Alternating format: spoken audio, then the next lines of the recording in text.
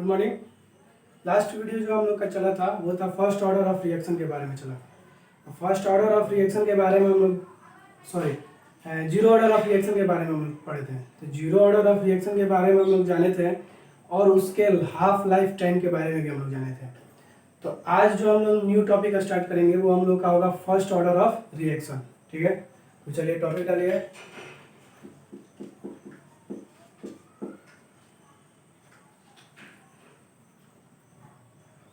First order of reaction.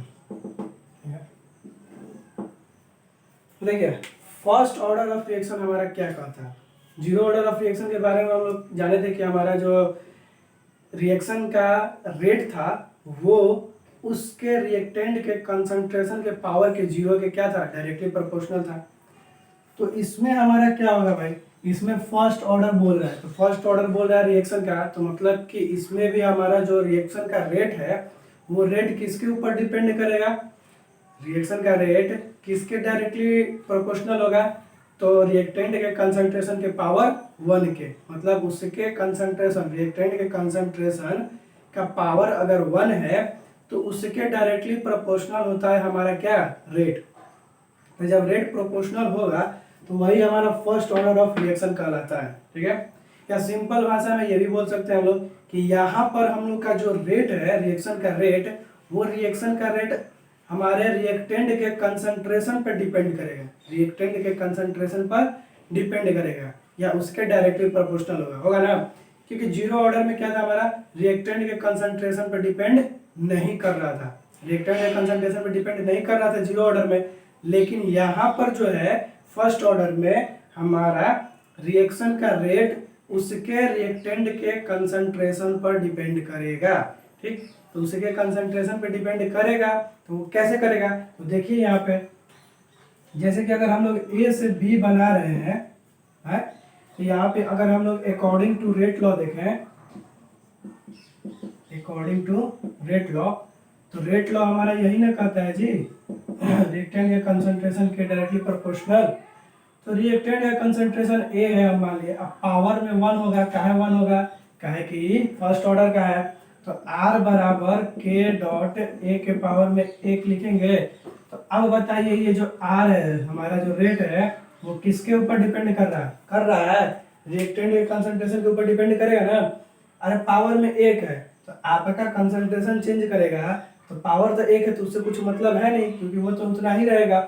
Zero रहता है तो भले पूरा बदल के 1 हो जाता है, लेकिन पावर में 1 है तो हम अगर 10 के पावर 1 लिखें तो 10 होगा, 100 के पावर 1 लिखें तो 100 होगा।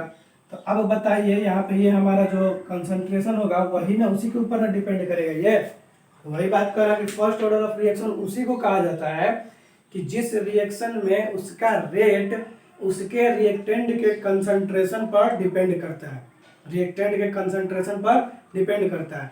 तो जिसका रेट रिएक्टेंट के कंसंट्रेशन पर डिपेंड करता है वैसे रिएक्शन को फर्स्ट ऑर्डर ऑफ रिएक्शन कहते हैं। फर्स्ट ऑर्डर ऑफ रिएक्शन क्या है कि किसी रिएक्शन का रेट उसके रिएक्टेंट के कंसंट्रेशन पर डिपेंड करता है, उसी को हम लोग फर्स्ट ऑर्डर ऑफ रिएक्शन कहते हैं। क्लियर है, तो नोट कीजिएगा। देखिए first order of reaction, first order of reaction लिखिए, the chemical reaction, the chemical reaction, the chemical reaction which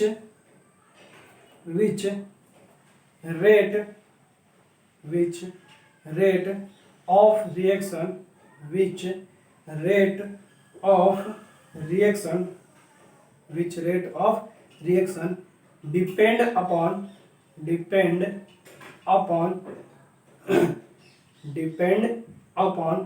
reactant concentration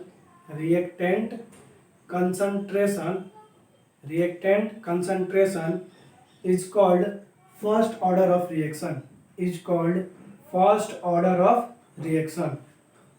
क्या बोले कि the chemical reaction which rate of reaction depend upon reactant concentration is called first order of reaction। तो हमारा कोई reaction है, उस reaction का rate जो है वो रिएक्टेंट के कंसंट्रेशन पर डिपेंड करता है, तो उसी को हम लोग फर्स्ट ऑर्डर ऑफ रिएक्शन कहते हैं। ठीक है, कोई दिक्कत? देखिए एग्जांपल के तौर पे एक ले लेते हैं हम लोग।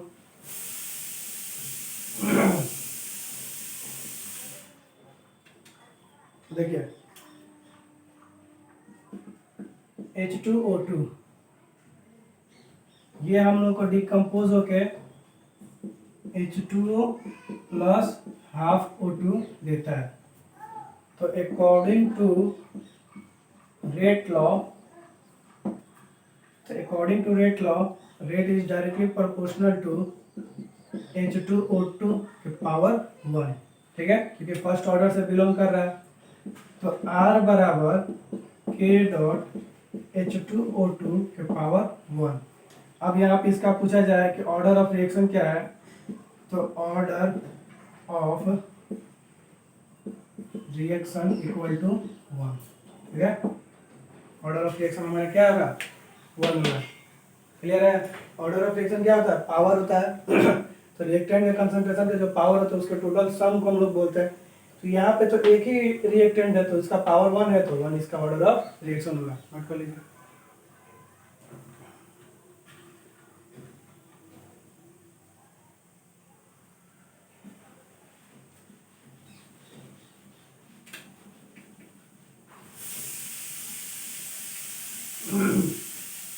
देखिए अब हम लोग आगे आते हैं इसके इक्वेशन पे, फर्स्ट ऑर्डर ऑफ रिएक्शन के इक्वेशन पे। तो इसका इक्वेशन सॉल्व करते हैं हम लोग, दिखाते हैं कि इक्वेशन कैसा है। फर्स्ट ऑर्डर ऑफ रिएक्शन ऐसे नहीं होगा, इसको मिटाना पड़ेगा।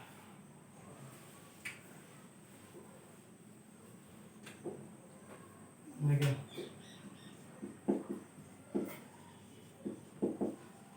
Equation of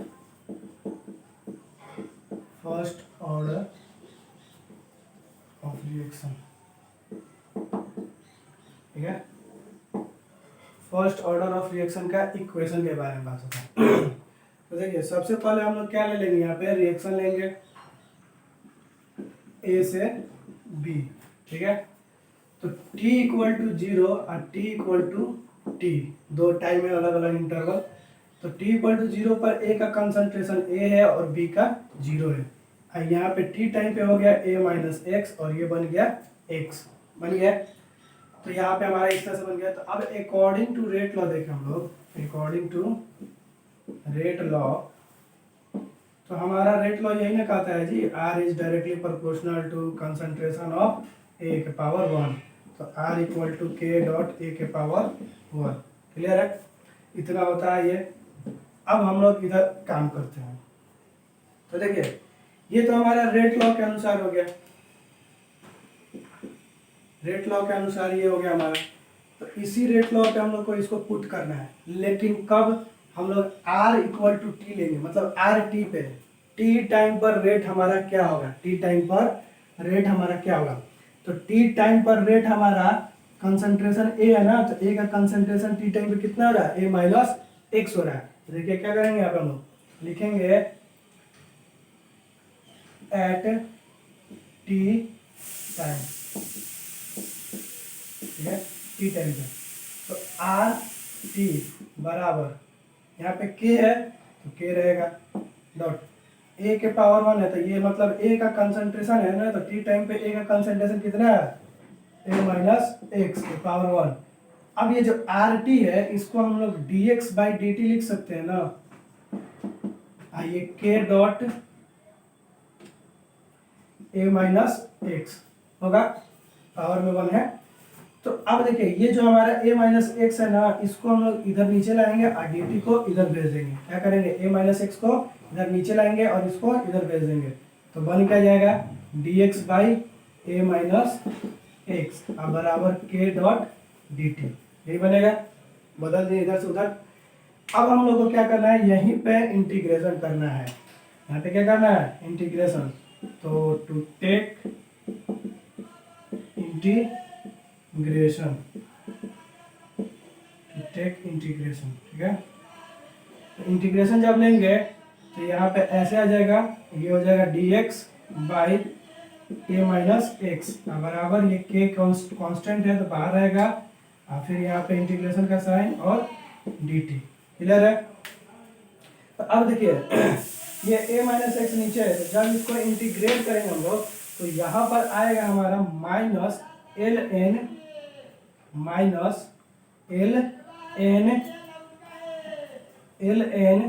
A minus X बराबर, यहाँ पे हो जाएगा के टी या प्लस सी। यही हमारा पहला इक्वेशन निकलेगा। अब इसी के मदद से हम लोग काम करेंगे। ठीक है, तो देखिए अब यहाँ पे आगे बढ़ते हैं हम लोग। ये हमारा यहाँ से आया सॉल्व करने पे, तो टी टाइम पे हम लोग इसको सॉल्व किए। अब देखिए अगर हम इफ टी इक्वल टू 0, ठीक, एंड x इक्वल टू 0 होगा ही, क्या नहीं होगा? क्या है कि t इक्वल टू जब 0 है तो x यहाँ पे क्या 0 दिख रहा है, x तो 0 है, कुछ बन नहीं रहा है x, तो x भी हमारा 0 है। तो इनको करना क्या है कि t इक्वल टू 0 और x इक्वल टू 0 इनको इसमें पुट कर देना है। पहले वाले इक्वेशन में इसको क्या करना है, पुट कर देना है। तो इसको इसमें हम लोग जब पुट करेंगे तो देखिए क्या बनेगा। यहाँ पे हम लोग इसको अगर पुट करते हैं तो minus L N A minus 0 होगा ना जी, यहाँ पे x है तो x के जगह पे क्या होगा 0, बराबर k इंटू टी हमारा कितना है 0, तो प्लस सी होगा। तो ये जब सॉल्व करेंगे तो क्या आ गया, माइनस एल एन बराबर सी आएगा। ये हमारा दूसरा इक्वेशन।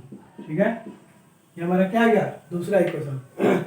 टी इक्वल टू 0 और x इक्वल टू 0 इसमें हम पुट किए, तो यहाँ पर हमारा x के जगह पर x का मान 0 और t के जगह पे t का मान 0, और इन दोनों को सॉल्व किए तो माइनस एल एन ए बराबर सी आया।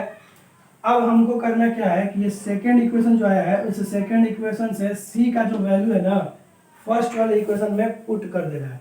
c का जो वैल्यू है वो फर्स्ट वाले इक्वेशन में पुट कर देना है। जहाँ पे c होगा वहीं पे ना हम लोग लिखेंगे कि फ्रॉम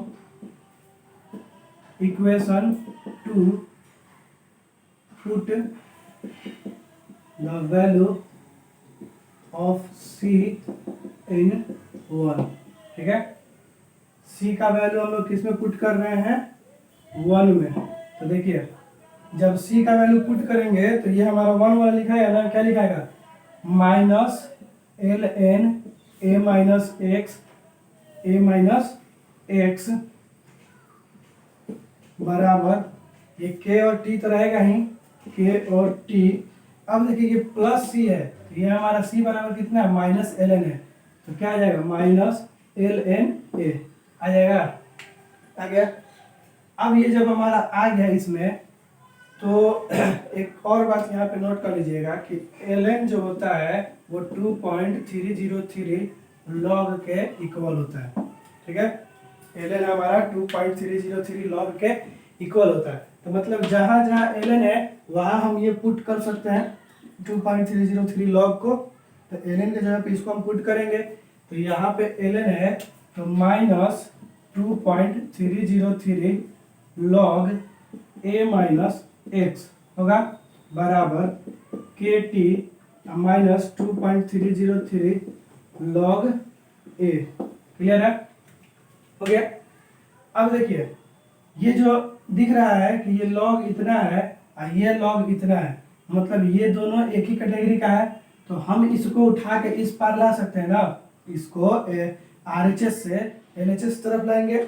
जब इसको इधर से इधर लाएंगे तो ये माइनस में जो है ये प्लस में कन्वर्ट हो जाएगा, ये माइनस प्लस में बदलेगा, तो ये प्लस में बदलेगा तो ये आगे लिखाएगा। हम लोग इसको ऐसे लिख सकते हैं कि 2.303 लॉग ए माइनस माइनस ये वाला 2.303 log a minus x equal to k t होगा, इक्वल टू के टी। क्या बच गया, के टी बच गया, तो सिर्फ के टी रहेगा। अब यहाँ पे हम लोग देखें तो ये हमारा पूरा इसी तरह है, दिख रहा है, और ये माइनस में है। तो जब माइनस में है तो लॉग ए है ना जी, ये लॉग ए है और ये लॉग ए माइनस एक्स है, दिख रहा है, ये लॉग ए है और ये लॉग ए माइनस एक्स है। ये दोनों नंबर तो कॉमन है, तो हम इनको निकाल के बाहर ले लेते हैं कॉमन। ठीक, अब ये लॉग ए माइनस एक्स बचता है। ठीक है, log a माइनस एक्स बचता है। तो हम लोग जानते हैं कि log a माइनस एक्स जो है वो डिवाइड के फॉर्म में बन जाएगा, तो मतलब log a by a minus x लिख सकते हैं ना, वही होगा। तो यहाँ पे हम लोग का होगा 2.303 log a by a minus x, अब बराबर में क्या हो जाएगा kt, ये आएगा। ठीक है, इस तरह से आएगा 2.303 कॉमन log a बटा में a माइनस एक्स। अब इसी को हम लोग तोड़ेंगे ना तो log a माइनस एक्स आएगा। क्लियर है, इतना नोट कीजिए, फिर इधर बनाया जाएगा।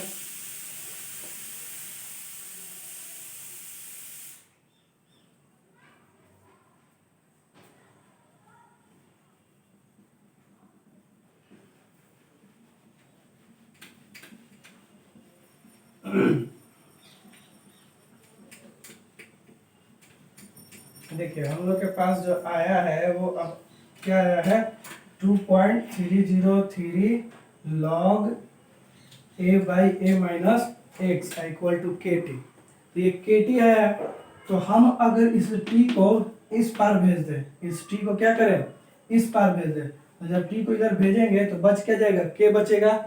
तो हम लोग लिख सकते हैं कि k बराबर ये 2.303 है ना, 2.303 बाई टी होगा, ये टी आ गया इधर, अब बच क्या गया इधर है log a by a minus x. ठीक है, यही जो हमारा है ना, यही हमारा फर्स्ट ऑर्डर के रिएक्शन का इक्वेशन है, यही हमारा फर्स्ट ऑर्डर रिएक्शन का इक्वेशन है। ठीक है, ठीक इस तरह से आएगा, समझ में आ रहा है। तो हम लोग कैसे कैसे काम किए, सबसे पहले हम लोग टी टाइम पे रेट लेंगे, तो टी टाइम पे रेट लेने के बाद जब सॉल्व किए तो हमारा minus L N A minus x आया, आई इक्वल टू में के टी प्लस सी आया था। फिर हम टी इक्वल टू जीरो और एक्स इक्वल टू जीरो होगा ही, क्योंकि टी जीरो पे एक्स कुछ बन नहीं रहा है। जब नहीं बन रहा है तो वो हमारा क्या किए, पहले वाले इक्वेशन में पुट कर दिए। तो एक्स के जगह पे देखिए जीरो रखे हैं और टी के जगह पे हमारा जीरो, तो सी हमारा बच गया। तो यहाँ पे माइनस एल एन आया और इधर सी बचेगा, तो सी किसके इक्वल हो गया माइनस एल एन ए के। तो दूसरा इक्वेशन, अब इस दूसरे इक्वेशन से हम लोग सी का वैल्यू पहले वाले में पुट किए, तो पहले वाले में पुट करेंगे तो सी हमारा यहीं पे था ना प्लस सी था, तो यहाँ पे ये किसके इक्वल है c minus L N a के, तो minus L N a. L n हम लोग बोले हैं कि एल एन 2.303 लॉग के इक्वल होता है, तो जहाँ एल एन है वहाँ पे हम लोग पुट कर दिए। अब पुट करने के बाद फिर हम इसको, ये सेम कैटेगरी का है तो इसको क्या किया उठा के इधर ला दिए। जब इसको उठा के लाएंगे तो ये माइनस था तो प्लस में कन्वर्ट हो गया, अब प्लस में हो गया ये फिर माइनस, तो अब हम इन दोनों में ये कॉमन दिख रहा है तो नंबर कॉमन निकल गया। फिर लॉग ये ए minus log a minus x बचेगा, तो इसको हम लोग डिवाइड के फॉर्म में लिख सकते हैं बराबर के टी। अब हमारा के बराबर क्या हो गया 2.303 by t log A by A minus x. तो यही हमारा क्या है फर्स्ट ऑर्डर ऑफ रिएक्शन का इक्वेशन है। अब देखिए यहाँ पे टी क्या है, टी हमारा टाइम है, टी हमारा टाइम है, तो जो टाइम होगा वो टाइम यहाँ पे लिखाएगा। ए हमारा इनिशियल कंसंट्रेशन है, कि इनिशियल कंसंट्रेशन क्या है, ये ए माइनस एक्स टोटल अगर हम लोग देखें तो ये फाइनल कंसंट्रेशन है, मतलब टी टाइम पे जो कंसंट्रेशन आया है वो कंसंट्रेशन यहाँ पे पुट करेंगे। अब उसके बाद इसको सॉल्व कीजिएगा तो कुछ लॉग आएगा, log 2 log 3 log 4 कुछ भी आ सकता है, तो उस लॉग का वैल्यू पुट करिएगा, फिर यहाँ पे टाइम अपना सॉल्व कीजिएगा तो टी का वैल्यू आ जाएगा। आएगा तो इक्वेशन हमारा जो फर्स्ट ऑर्डर ऑफ रिएक्शन है उसका यहाँ पे सॉल्व करके वैल्यू आ जाएगा। तो कोई दिक्कत, इसको नोट कर लीजिए। इसके बाद नेक्स्ट अभी हम लोग टॉपिक डालेंगे half life of first order reaction.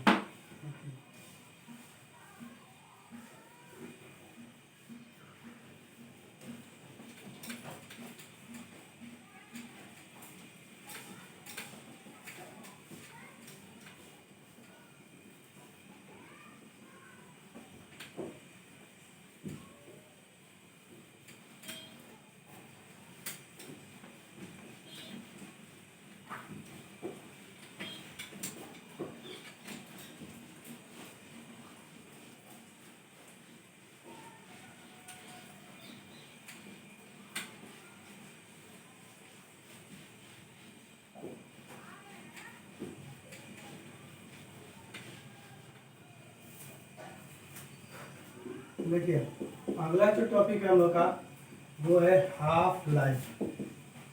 ठीक, किसका हाफ लाइफ भैया? तो फर्स्ट ऑर्डर का हाफ लाइफ यहाँ पे बात हो रहा है।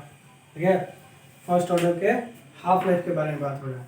तो देखिए हमारा अगर टी है, जो टी टाइम हम लोग लिए हैं, तो उस टी टाइम को हम टी हाफ ले लेते हैं। ठीक, जब टी हाफ लीजिएगा तो एक्स हमारा जो बन रहा है वो अब a/2 बनेगा। इनिशियल कंसंट्रेशन का आधा बनेगा, तो इनिशियल कंसंट्रेशन का आधा बन गया एक्स हमारा। अब ये हमारा टाइम हो गया। तो फर्स्ट इक्वेशन के अनुसार, मतलब जो हमारा फर्स्ट ऑर्डर ऑफ रिएक्शन के इक्वेशन के अनुसार अगर देखें तो फर्स्ट ऑर्डर का रिएक्शन का इक्वेशन जो था वो यही था, by t log A by A minus x, यही था फर्स्ट ऑर्डर के रिएक्शन का। तो फर्स्ट ऑर्डर के रिएक्शन का इक्वेशन यही था। अब इसी इक्वेशन के मदद से हम लोग काम करेंगे। अब देखिए टी हमारा टी हाफ है, x इक्वल टू a/2 है। जहाँ पर t है वहाँ पे t हाफ रखेंगे, जहाँ पर x है वहाँ पे a/2 रखेंगे। तो क्या होगा, k equal to 2.303 by t half log a by a minus a/2 होगा ना। अब देखिए यहाँ पे हम लोग k equal to 2.303 t half, ये लॉग यहाँ पर a नीचे में a/2, तो हाई 2 ऊपर चला जाएगा ना फिर। आगे कैसे आया, अरे a माइनस a/2, तो यहाँ पे 2 एलसीएम, तो ये 2a माइनस a होगा। हाई जब इससे माइनस होगा तो क्या आएगा, a/2 ही ना आएगा, तो a/2 यहाँ पे लिखे नीचे में। अब यहाँ पे देखिए a से a कटेगा, 2 बच गया तो 2 ऊपर जाएगा, हम लोग क्या लिखेंगे, लिखेंगे ना k बराबर 2.303 बाई टी हाफ लॉग 2। ठीक, अब लॉग क्या हो गया, 2 हो गया, क्योंकि a से a तक कैंसिल हो गया यहाँ पे, मतलब कंसंट्रेशन का टर्म उड़ गया, कंसंट्रेशन का टर्म है ही नहीं। तो अब हमारे यहाँ पे देखें तो हमको तो टी हाफ में चाहिए, के तो चाहिए नहीं, तो टी हाफ चाहिए, तो टी हाफ इधर जाएगा और के नीचे आएगा, तो यहाँ पे क्या हो जाएगा, t half equal to 2.303 by k, और लॉग 2 का वैल्यू होता है 0.301। लॉग 2 का वैल्यू क्या होता है, 0.301। तो टी हाफ इक्वल टू क्या आ गया, इन दोनों को मल्टीप्लाई करेंगे तो 0.693 बाई के। तो ये हमारा क्या है, हाफ लाइफ है इसका, फर्स्ट ऑर्डर का। फर्स्ट ऑर्डर का हाफ लाइफ ये होता है 0.693 बाई के। ठीक है, नोट कर लीजिएगा। हम लोग टी का, मान लीजिए हमारे पास टी समय था, तो हम लोग को टी हाफ लाइफ में निकालना है, तो टी हाफ माने एक्स हमारा जो बना था वो अब a/2 बनेगा, a का कंसंट्रेशन जो है आधा। तो हमारा पहला इक्वेशन जो था k equal to 2.303 by t log a by a minus x. तो k बराबर जहाँ पर t है वहाँ पे क्या रखेंगे, टी हाफ, और जहाँ पे x था वहाँ पे a/2। अब इसको सॉल्व किया हम लोग, तो k बराबर 2.303 बाई टी हाफ लॉग 2 है, मतलब कंसंट्रेशन का नामो निशान हट गया, यहाँ पे कंसंट्रेशन नाम का कोई चीज़ नहीं है। अब हमारा टी हाफ निकालना था, तो टी हाफ इधर जाएगा और के नीचे आएगा, तो टी हाफ बराबर कितना है, 0.693 बाई के। क्लियर है। तो यहाँ पे इस वीडियो में हम लोग जो डिस्कस किए वो किए फर्स्ट ऑर्डर ऑफ रिएक्शन और उसके हाफ लाइफ के बारे में और उसके इक्वेशन के बारे में हम लोग जाने। तो नेक्स्ट वीडियो में हम लोग जो आएंगे एक न्यू टॉपिक के साथ आएंगे, इसके बाद इसको लास्ट में क्वेश्चन किया जाएगा इसके ऊपर। ठीक है, नोट कर लीजिए। Thank you.